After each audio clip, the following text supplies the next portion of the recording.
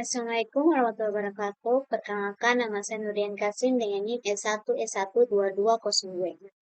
Tujuan saya membuat video ini adalah untuk memenuhi tugas mata kuliah pengenalan pola. Di sini, langsung saja di sini kita akan masuk ke bagian materi using clustering for image segmentation.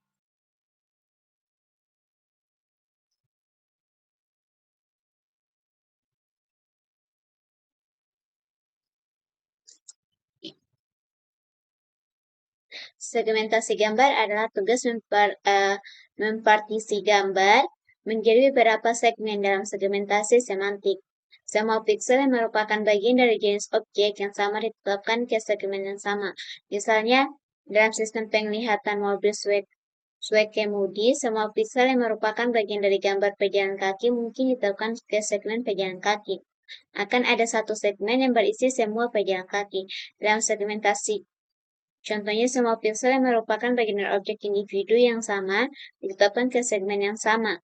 Dalam hal ini, akan ada segmen yang berbeda untuk setiap pejalan kaki. Keadaan seni dalam segmentasi semantik atau instan saat ini dicapai dapat menggunakan arsitektur kompleks berdasarkan jaringan saraf convolution.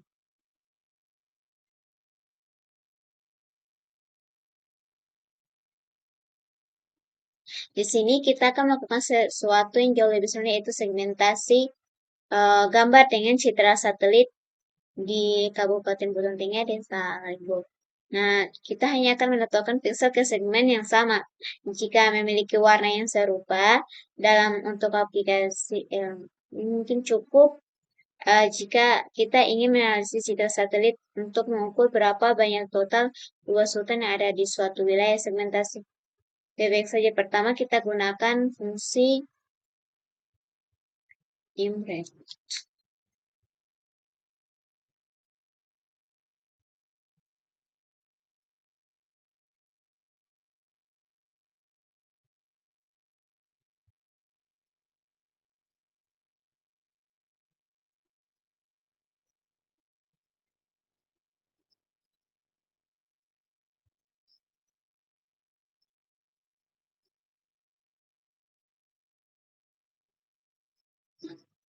Langsung saja kita ke codingannya. Di sini sudah saya unggah ya.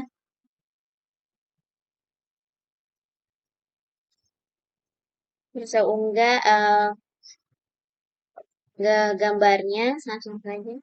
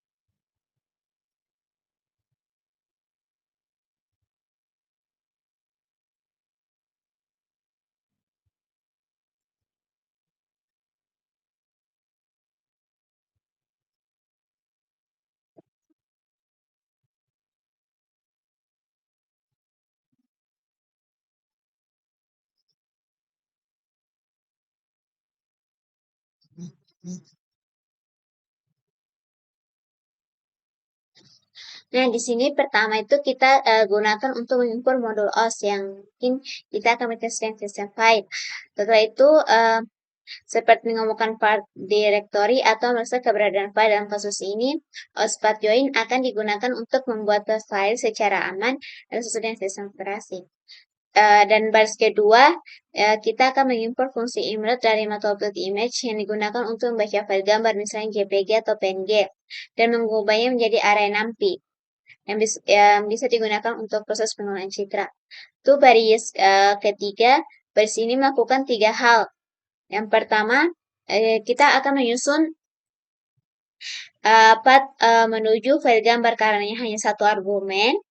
Efeknya sama seperti satelit JPG, tapi akan berguna kalau kita gabungkan dengan folder tertentu.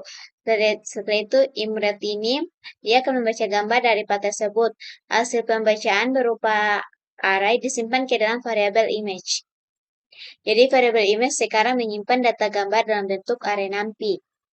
Dan yang terakhir, baris terakhir, baris ini akan menampilkan dimensi gambar yang dibaca. Outputnya berupa tuple, tinggi, lebar, jumlah channel. Contohnya, dan ini outputnya itu 3742 piksel tinggi atau baris dan 8192 piksel lebar atau kolom dan 3 channel warna red, green, dan blue.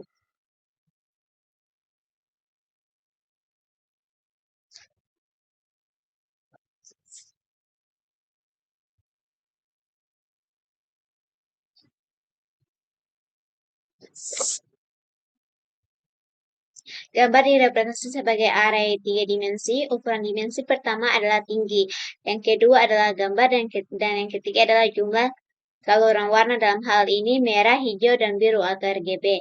Dengan kata lain, untuk setiap piksel ada vektor 3 dimensi yang berisi intensitas merah, hijau, dan biru, masing-masing antara 0,0 dan 1,1 atau antara 0 dan 255. Jika kita menggunakan ImageImret, beberapa gambar mungkin memiliki saluran yang lebih sedikit, seperti gambar skala abu-abu atau satu saluran, dan beberapa gambar mungkin memiliki lebih banyak saluran, seperti gambar dengan saluran alfa tambahan. Untuk transparansi atau cita satelit yang sering berisi saluran untuk banyak frekuensi cahaya, misalnya inframerah. Kode itu membentuk ulang array untuk mendapatkan daftar panjang warna RGB, kemudian dia akan mengelompokkan warna-warna ini menggunakan Cummins. Langsung saja.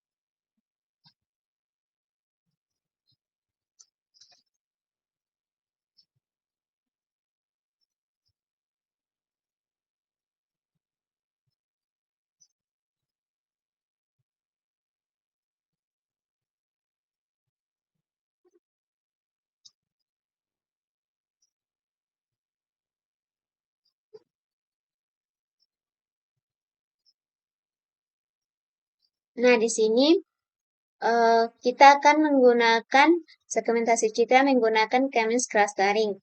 Pertama, kita akan mengimport algoritma Cummins dari library scikit-learn untuk melakukan klasterisasi data. Bagian baris kedua ini kita akan mengubah cita dari bentuk aslinya tinggi lebar dan warna menjadi array dua dimensi dengan bentuk tinggi kali lebar. Misalnya gambar 100 kali 100 pixel menjadi 1003 warna, 1000 RGB. Artinya setiap baris adalah 1 pixel dan 3 kolom adalah nilai RGB. Tujuannya supaya bisa diklasterkan berdasarkan warna tiap pixel. Setelah itu, baris ketiga, kita akan melatih model Cummins dengan 8 klaster berdasarkan warna pixelnya, yaitu R, G, dan B. Model akan mencari 8 warna utama atau klaster pulsa dalam gambar. Baris keempat, kita akan mengubah semua pixel pada gambar menjadi warna pusat klasternya. Hasil dari Cummins Cluster Center. Dan Cummins label ini adalah label cluster dari tiap pixel. Dan segmentasi image sekarang adalah array dua dimensi berukuran tinggi kali lebar dan kolom warna yang sudah di cluster warnanya. Dan baris terakhir, kita akan mengembalikan bentuk citra menjadi ukuran aslinya, misalnya dari 1003 ke 100-103. Sekarang, segmentasi image adalah gambar baru yang telah disederhanakan ke dalam 8 warna dominan.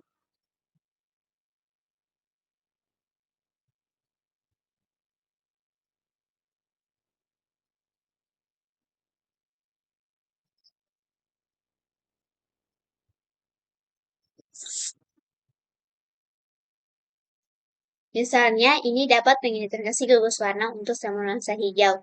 Selanjutnya, untuk setiap warna, misalnya hijau tua, ia mencari warna rata-rata dari klaster warna pixel. Misalnya, semua nuansa hijau dapat diganti dengan warna hijau muda yang sama. Akhirnya ini membentuk ulang daftar panjang warna ini untuk mendapatkan bentuk yang sama dengan gambar aslinya. Dan kita selesai. Kita dapat bereksperimen dengan berbagai jumlah klaster seperti yang ditunjukkan pada gambar. Ketika kita menggunakan kurang dari 8 klaster warna merah, langsung saja kita akan tampilkan seperti ini, tapi kita akan menggunakan gambar sekitar satelit tadi ya.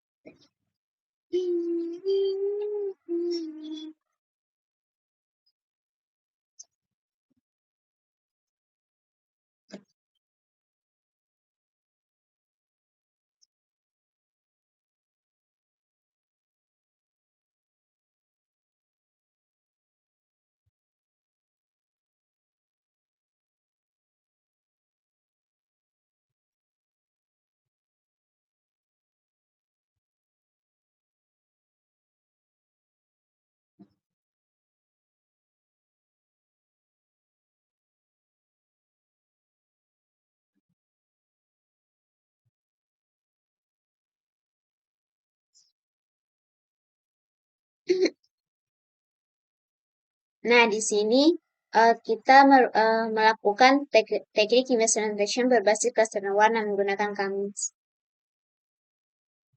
Segmentasi citra dengan mengurangi jumlah warna dominan dalam gambar menggunakan algoritma mini-batch Cummins versi cepat dari Cummins. Berdasarkan kesenangan warnanya. Nah, pertama di bagian image small ini, kita akan gambarnya itu diperkecil 1/3 ukuran aslinya agar prosesnya lebih cepat. Preserve range true itu dia akan menjaga rentang nilai pixelnya tetap 0 sampai 255. Dan setelah itu kita akan konversi ke format warna standar RGB.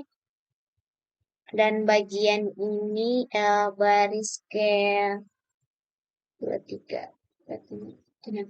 Baris ke-6 dia akan mengubah array 3 dimensi gambar, tinggi lebar kanal jadi 2 dimensi, jumlah piksel, 3 channel RGB. Format input yang dimengerti oleh Kak. Yaitu kita akan lakukan segmentasi warna untuk berbagai jumlah cluster. Nah, di sini kita akan menentukan jumlah warna dominan yang digunakan pada segmentasi. Nilai kecil, warna lebih terbatas, gambar tampak lebih kartun atau abstrak. Bagian ini, minibus kami akan mengumpulkan pixel berdasarkan warna ke dalam n cluster, serta pixel diganti dengan warna pusat clusternya. Gambar hasil segmentasi dikembalikan ke bentuk hasilnya. Dan tentu kita visualisasi hasilnya. Pertama, kita akan mendapatkan gambar asli yang sudah di-resize, lalu tiap hasil segmentasi dengan 10 color, 8, 6, 4, dan 2 warna divisualisasikan. Di sini dapat kita lihat outputnya.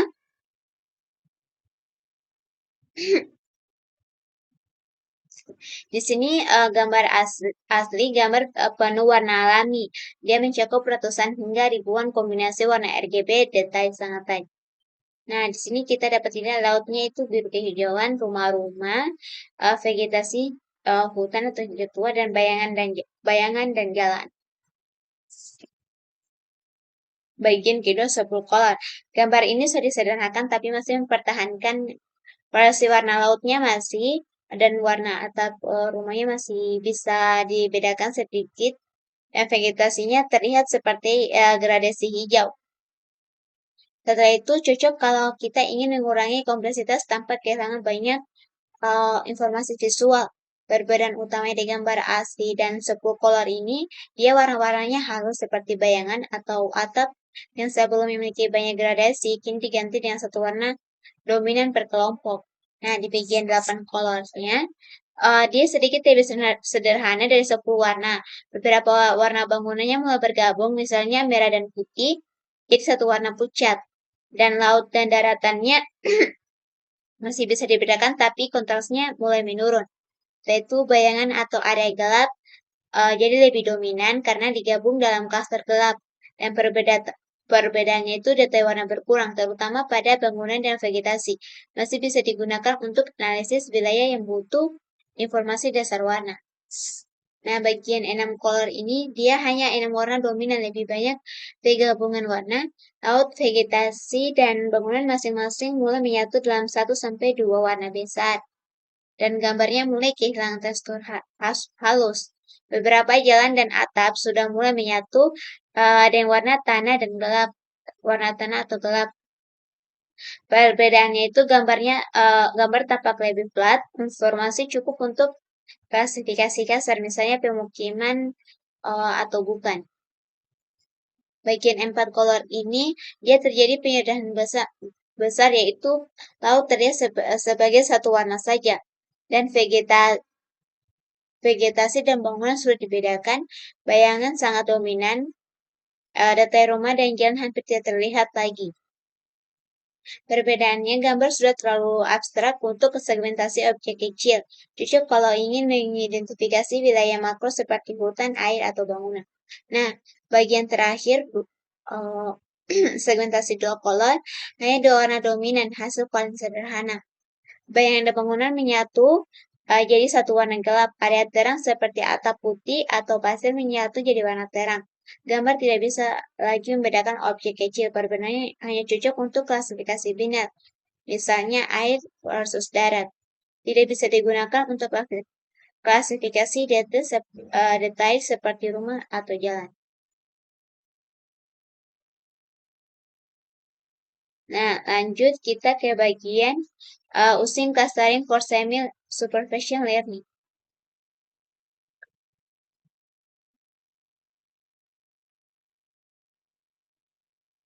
Kasus pengguna lain untuk pengelompokan dalam pembelajaran semi-penguas dan pembelajaran semi-supervision learning ketika kita memiliki banyak instan yang tidak berlaba dan sangat sedikit instan yang berlaba. Mari kita latih modelnya.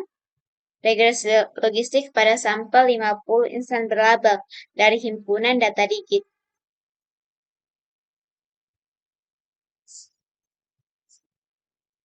Pun saja.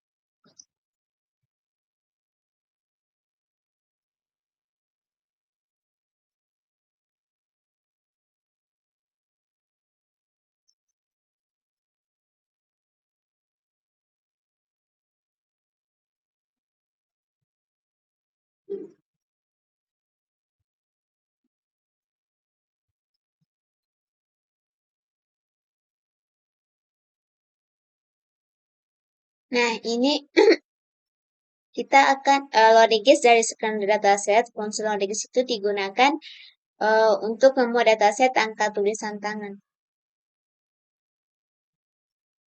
Nah, bagian baris kedua, jika return x, y true, maka fungsi loading langsung mengembalikan tuple dua array. SDGs array fitur data inputnya, y digits itu array label atau data target outputnya.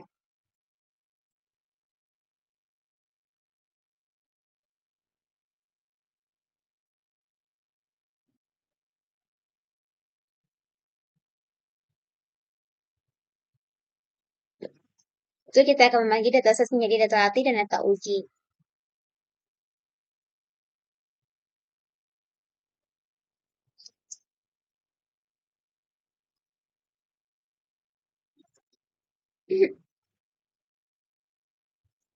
Strength, model selection, test fit.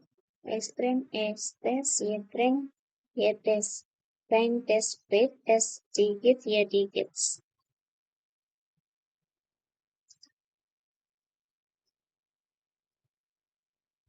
Di sini kita akan digunakan untuk membagi dataset menjadi dua bagian, yaitu data latih atau training set digunakan untuk melatih model, data uji digunakan untuk mengukur performa model. SDGs itu kan fitur data atau gambar angka tangan, dan YDGs itu label angka yang benar 0 sampai 9. Nah, setelah pembagian, STREN itu fitur data latih, XTest itu fitur data uji, YTREN itu label untuk data latih, YTest itu label untuk data uji.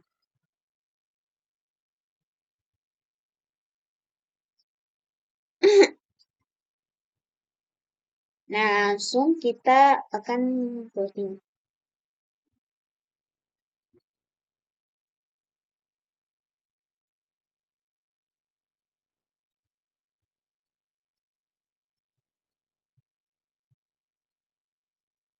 And label.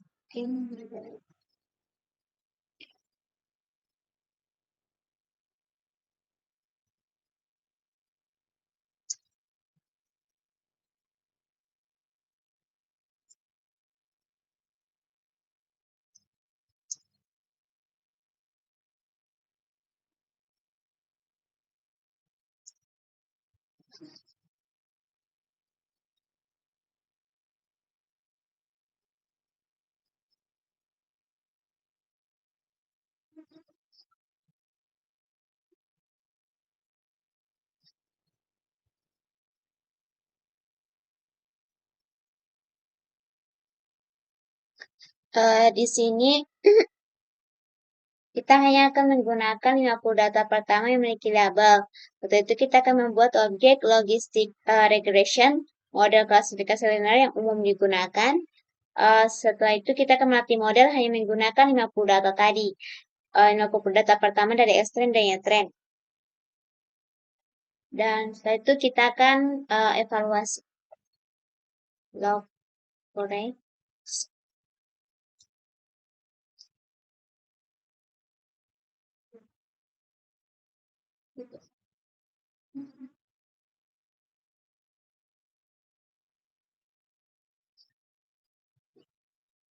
Di sini akurasi model pada data uji X-test adalah 86,8% walaupun hanya dilatih dengan 50 contoh per label. Ini menunjukkan bahwa meskipun data latih sangat sedikit, logistic regression masih bisa memberikan hasil yang cukup baik.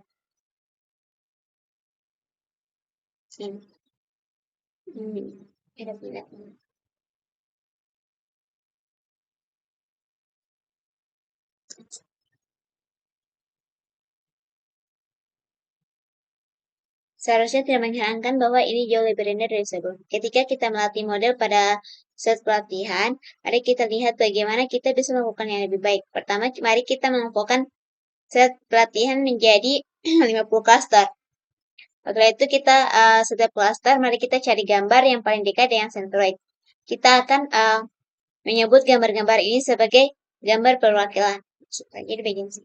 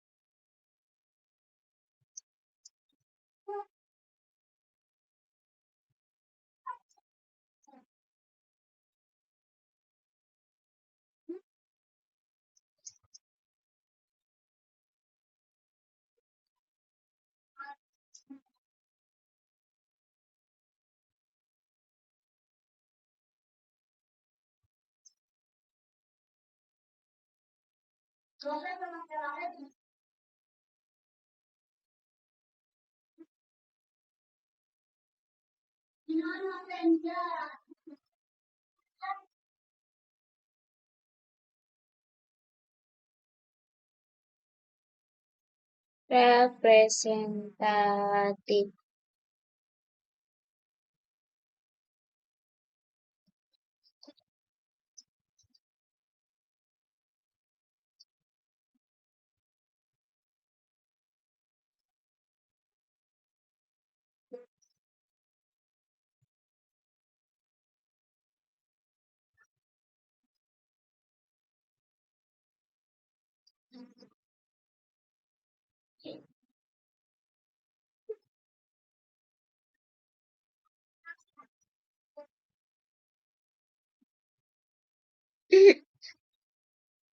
Di sini kita akan menggunakan K-means clustering untuk memilih data yang paling representasi dari setiap cluster. Pertama itu kita akan mengimpor pustaka NumPy untuk manipulasi array. Setelah itu kita akan menentukan jumlah cluster K yang ingin dibentuk oleh K-means. Di sini kita jumlah clustering itu 50 cluster dan kita akan membuat objek K-means dengan 50 cluster tadi dan model akan mencari 50 pusat cluster berdasarkan distribusi S-trend-nya. Nah, bagian fungsi fit transform ini adalah fit dia melatih K-means untuk menemukan pusat cluster pada data S-trend. Transform menghitung jarak setiap data dalam S-trend ke semua pusat cluster. Outputnya nanti adalah matriks dengan bentuk n sampel K setiap baris satu data dan setiap kolom itu jarak data tersebut ke cluster KI. Dan bagian representasi digit ini, dia akan menentukan setiap kolom cluster KJ mencari baris data KJ. Dengan jarak minimum ke pusat cluster hasilnya, array dengan panjang cluster tadi berisi indeks data yang paling dekat dengan setiap pusat klaster. Ini artinya satu data paling representatif untuk masing-masing dari 50 klaster. Dan bagian baris terakhir, kita akan mengambil 50 data dari strain yang merupakan perwakilan atau representatif dari masing-masing klaster. Bisa digunakan untuk visualisasi klaster lebih labeling manual cepat atau data awal untuk semi-supervision learning.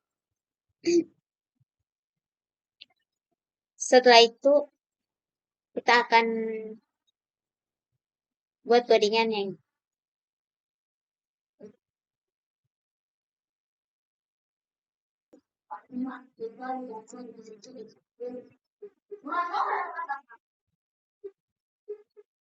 Nah, di sini dapat kita lihat hasil tulis tangannya ya.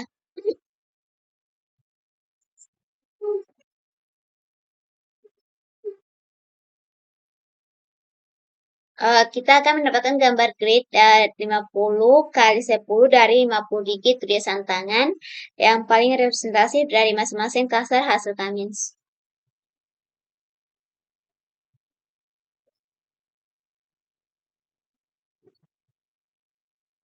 Setelah itu kita akan membuat label manual terhadap data digit representatif.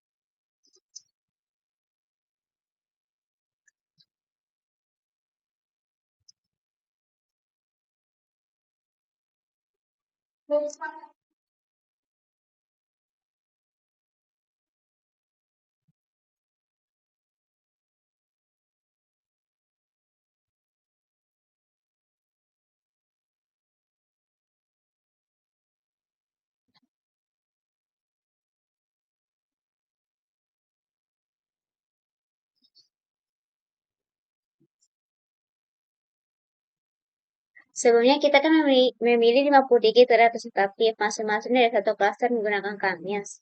Nah, karena Cummins adalah unsupervised learning, data ini tidak memiliki label angka 0 sampai 9 secara otomatis. Di sini kita akan membuat array nanti yang berisi label digit 0 sampai 9 hasil manual labeling oleh pengguna. Misalnya, digit representatif dari klaster 0 ternyata adalah angka 4, maka kita isi 4. Digit dari klaster 1 ternyata angka 8, isinya 8, dan seterusnya.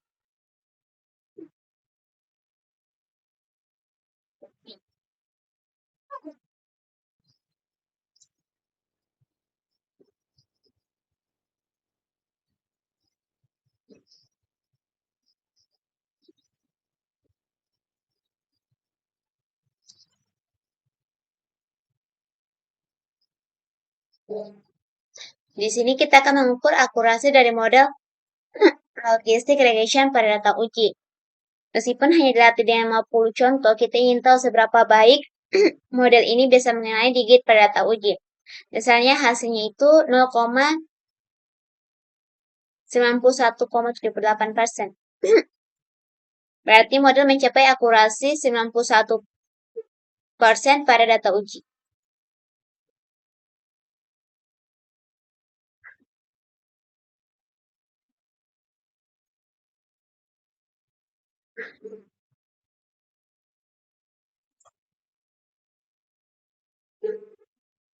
Tapi mungkin kita bisa mengangkat lebih jauh bagaimana jika kita menyebarkan label ke semua instansi lain dalam cluster yang sama. Ini disebut sebagai propagasi label.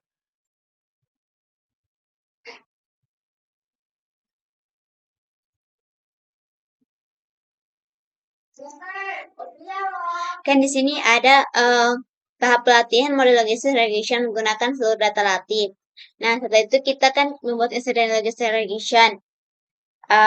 Dengan maksudnya itu meningkatkan batas maksimum iterasi agar training dapat konvergen terutama untuk dataset yang besar atau kompleks. Jadi kita melatih model menggunakan fitur X-train, label itu ya term propagated, dan label ini dihasilkan dengan menggunakan K-means untuk mengumpulkan data. Jadi kita akan mengukur performa dari model logistik regression yang telah dilatih dan menggunakan data latih yang telah diberi episode label. Di sini outputnya ada 0,92 berarti model dapat memprediksi 92% dari data uji dengan benar. Nilai ini bisa digunakan untuk menilai seberapa baik model yang dilatih dengan episode label dibandingkan dengan model yang dilatih menggunakan data berlabel penuh.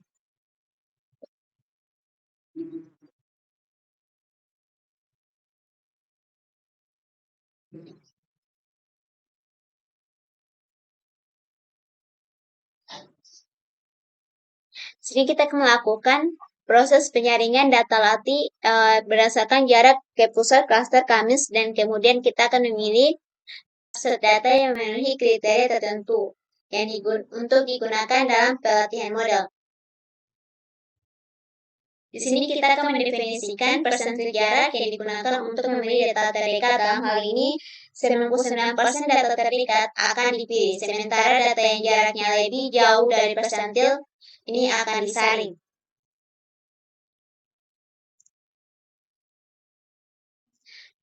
Digits adalah array yang menyimpan jarak setiap titik data. Misalnya, setiap gambar digit ke pusat klaster yang dihasilkan oleh K-means. Di sini kita akan memilih jarak antara setiap data dan pusat klaster yang relevan. Dan for I in range ini, dia akan melakukan iterasi untuk setiap klaster I dari 0 hingga ke 1. In cluster, dia akan menghasilkan array boolean yang menunjukkan data mana yang berada dalam klaster KI. Setelah itu kita akan mengambil jarak data dalam klaster KI. Ini kita akan menentukan jarak put off untuk memilih data yang memiliki jarak lebih kecil daripada persentil ke 99. Itu kita akan mencari data yang jaraknya lebih besar daripada put off tadi dan menandai sebagai true dalam array boolean. Dan kita akan menandai data yang jaraknya lebih jauh dari put off dengan nilai -1 dalam array S cluster. Dan juga kita akan memilih data dalam cluster KI yang jaraknya lebih besar dari put off.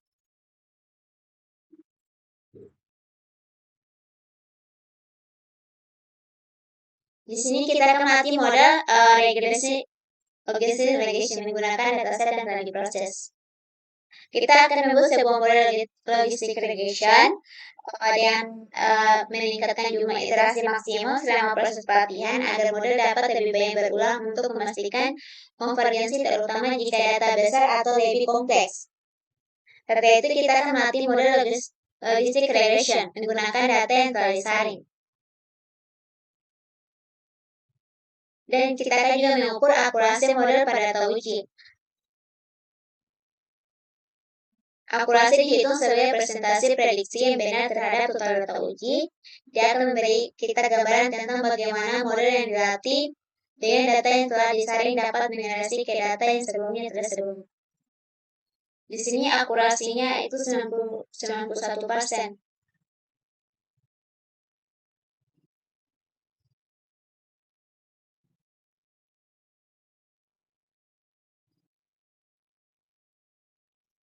Dan juga kita akan mengukur berapa banyak label yang dipropagasikan.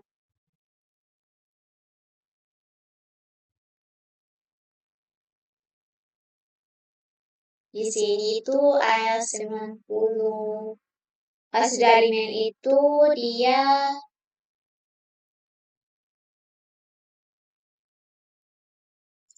interpretasi hasilnya itu tinggi karena dia lebih dari 0,995.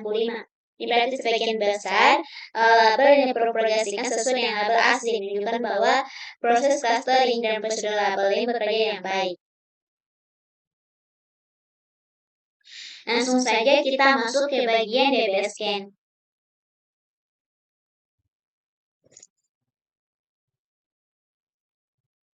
Algoritma ini mendefinisikan cluster sebagai wilayah kontinu dengan kepadatan tinggi. Berikut cara kerjanya. Untuk setiap instance, algoritma menghitung berapa banyak instance yang terletak dalam jarak kecil epsilon darinya. Wilayah ini disebut lingkungan epsilon instan. Jika sebuah instan memiliki setidaknya min sampel instan di epsilon neckboard-nya, termasuk in itu sendiri, maka itu dianggap sebagai instan inti. Dengan kata lain, instan inti adalah yang terletak di daerah padat. Semua instan di lingkungan instan inti termasuk dalam klaster yang sama. Lingkungan ini mungkin mencakup instan inti lainnya, oleh karena itu urutan panjang instan inti tertanggal membentuk satu klaster. Setiap instan yang bukan instan inti dan tidak memiliki di lingkungan, tandanya dianggap sebagai anomali. Algoritma ini bekerja dengan baik jika semua klaster cukup padat dan jika mereka dipisahkan dengan baik oleh daerah dan kepadatan rendah. Kelas bebaskan diskriminan semudah yang kita harapkan. Mari kita uji pada kumpulan data bulan diperkenalkan dalam bab ini. Langsung saja.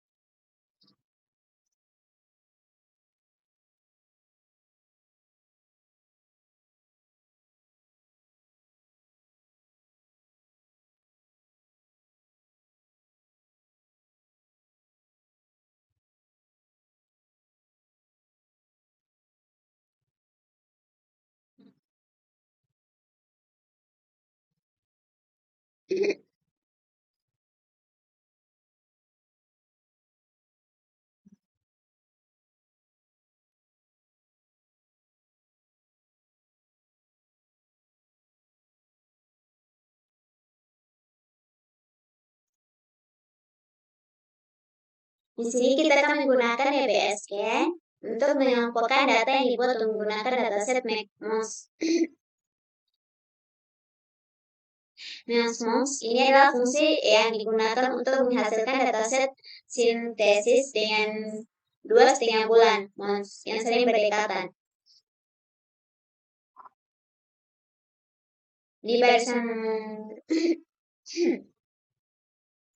bagian ini kita akan membuat instance dari dibebaskan dengan parameter F-nya itu 0,5 merupakan jarak maksimum antara dua titik agar mereka dianggap berada dalam satu klaster. Tujuan dibebaskan itu dia akan menangani data dengan kepadatan tidak merata. Dibebaskan bekerja dengan baik pada dataset yang memiliki klaster dengan kepadatan yang berbeda-beda.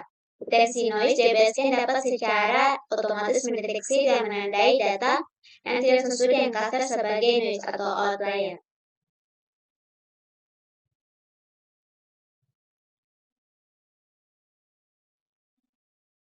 Jadi kita masuk ke bagian deskripsi. DBS.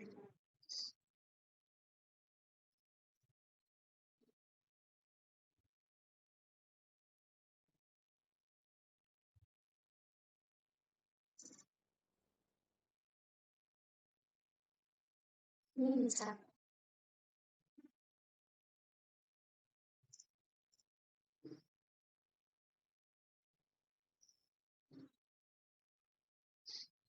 Di sini kita akan menampilkan label klaster untuk 10 titik pertama dari dataset.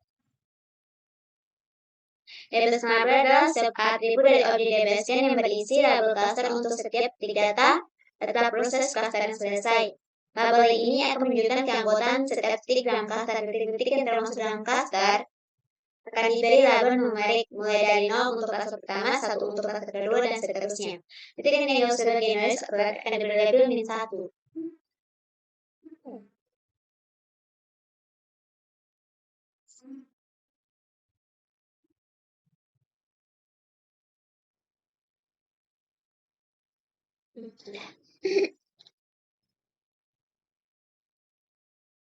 Kita lanjut ke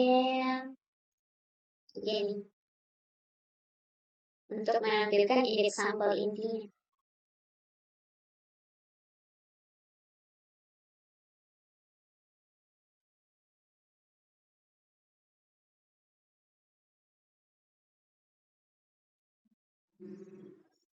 Jadi kita menambahkan indeks sampel inti untuk 10 titik pertama dalam dataset.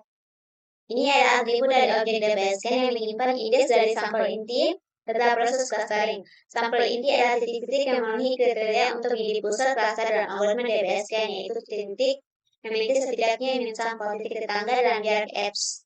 Titik yang memenuhi kriteria ini yang dapat dianggap sebagai inti atau core dari cluster. Dan titik lainnya akan dianggap sebagai border points atau noise.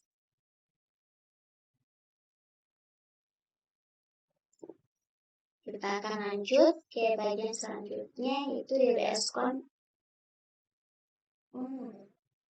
DBSCON Components.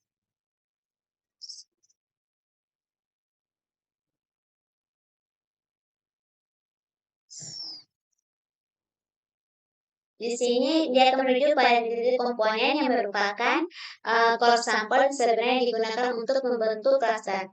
DBSCON Components atribut ini berisi titik data yang merupakan core sampel, yaitu titik yang memenuhi kriteria DBSCON untuk menjadi pusat cluster. Ini adalah subset dari dataset yang berisi titik yang memiliki setidaknya min sampel titik tangga dalam jarak X dan dapat dianggap sebagai titik pusat cluster.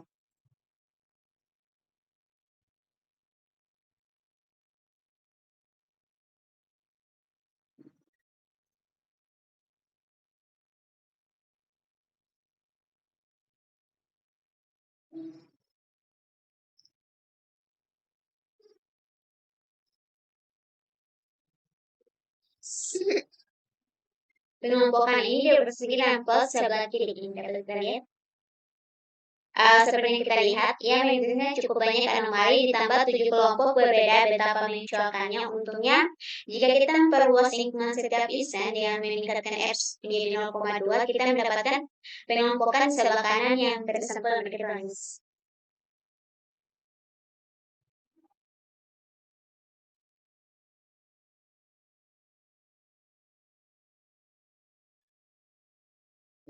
Ya.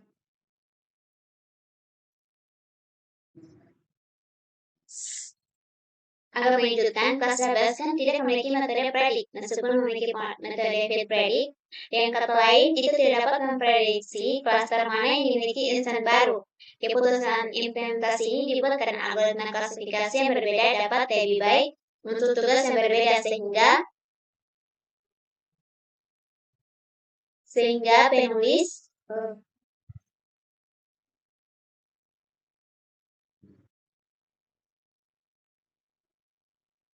itu tidak sulit untuk determinasinya. Mari kita latih Kenneth Bos Classifier.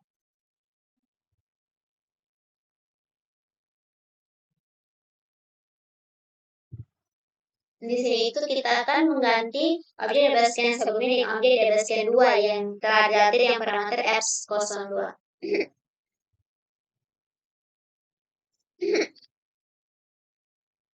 Di sini kita akan melibatkan penerapan Trenbos PNN pada hasil clustering.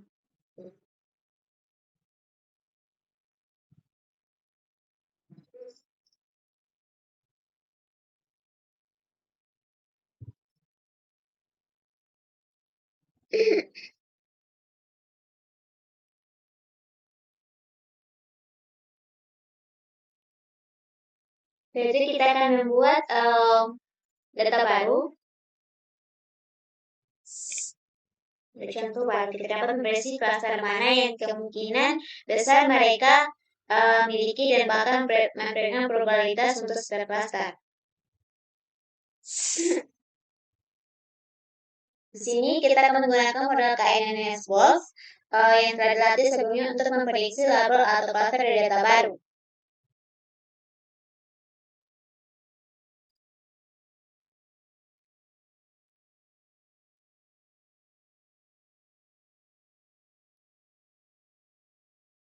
Coba kita lihat area itu 01, 01. Bisa.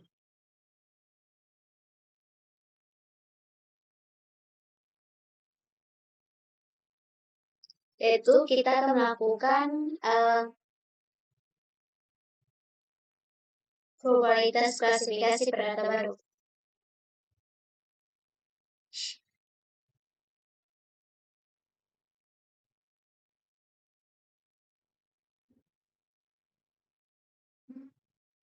Di sini KN Predict Proba digunakan untuk memperoleh probabilitas klasifikasi untuk setiap titik data dalam SMU, bukan hanya label klasifikasi secara default. Predict akan mengembalikan label klasifikasi misalnya 012 dan lain-lain, tetapi yang Predict Proba kita akan mendapatkan probabilitas untuk setiap kemungkinan kelas atau label. Predict Proba mengembalikan sebuah array dengan probabilitas setiap kelas untuk setiap titik data dalam SMU. Setiap baris dalam hasil ini berisi probabilitas untuk setiap kelas yang mungkin, yang totalnya selalu 1 karena probabilitas dari semua kelas harus menjumlahkan menjadi 1.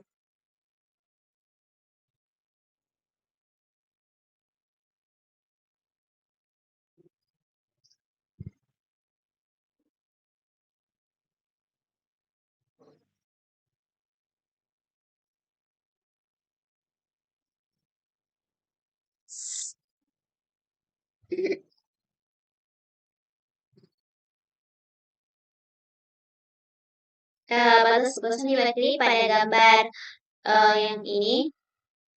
Memperhatikan bahwa karena tidak ada anomali dalam set pelatihan, penyaring kelas selalu memilih klaster, bahkan ketika klaster itu jauh, cukup mudah untuk memperkenalkan jarak maksimum.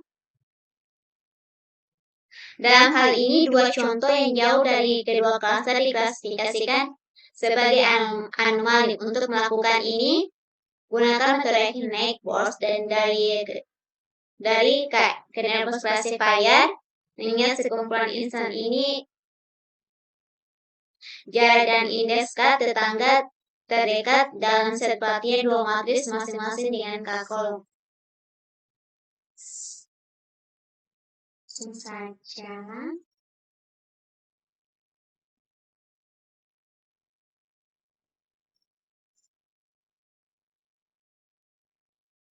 Kita jelaskan dulu gambar ini.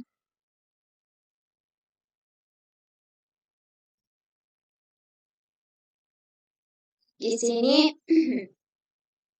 bagian kiri ini terlalu kecil nilai F-nya sehingga banyak titik data, banyak titik tidak punya cukup tetangga untuk menjadi core point-nya. Banyak titik dianggap sebagai nodes ditandai dalam X merah. Clustering tidak berhasil dengan baik, terlihat dari banyaknya warna acak dan noise. Bagian gambar kanan F 0,20 ini, nilai F-nya lebih besar sehingga lebih banyak titik bisa menjadi core point. Dua cluster utama teridentifikasi dengan jelas. Ini ungu dan kuning. Hanya sedikit titik dianggap noise. Ini adalah hasil clustering yang lebih baik. Nah, di bagian gambar kedua, titik hitam atau data training bentuk dua klaster. Dia melengkung area hijau dan abu-abu. Dua kelas berbeda yang dipelajari oleh model KNN. Garis hitam memisahkan kedua kelas. Ini adalah decision boundary. Tanda plus biru besar. Titik baru yang akan dikasihkan oleh model KNN. Titik ini diklasifikasi kan berdasarkan tetangga terdekatnya. Lokasi mereka terhadap batas keputusan melakukan label kelas yang akan diberikan oleh model. Output ini menunjukkan bahwa model KNN mampu menyelesaikan dua kelas yang cukup baik, bahkan dengan bentuk distribusi yang melengkung dan tidak linear.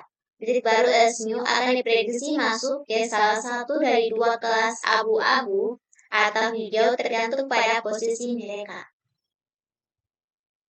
Model ini bisa menghasilkan titik-titik baru berdasarkan kepadatan lokal dari data yang sudah ada dan mampu bekerja dengan bentuk klaster yang kompleks atau tidak perlu berbentuk bulat atau linear. Nah, di bagian sini kita kan gunakan itu menghasilkan titik baru.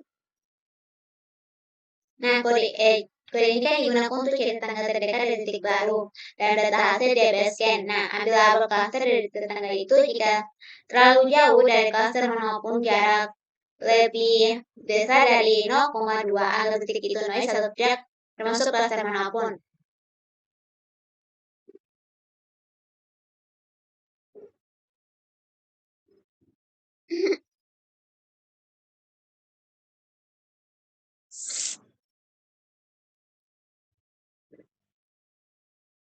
Singkatnya, DBSCAN adalah algoritma yang sangat sederhana, namun kuat yang mampu mengidentifikasi sejumlah cluster dalam bentuk kuat terhadap outlier dan hanya memiliki dua hiperparameter. Namun jika kepadatan bervariasi secara signifikan di seluruh cluster, mungkin tidak mungkin menangkap semua cluster dengan benar. Kompleksitas komputasinya kira-kira M log M membuatnya cukup dekat dengan linear sehubungan dengan jumlah instannya. Tetapi implementasi sedikit lain dapat membutuhkan memori hingga M2 jika apps-nya besar. Kita mungkin juga ingin mencoba DBSCAN hierarkis yang diimplementasikan dalam proyek secara langsung. Mungkin itu saja yang dapat saya sampaikan, lebih dan kurangnya mohon dimaafkan. Wabillahi taufiq wal hidayah. Wassalamualaikum warahmatullahi wabarakatuh.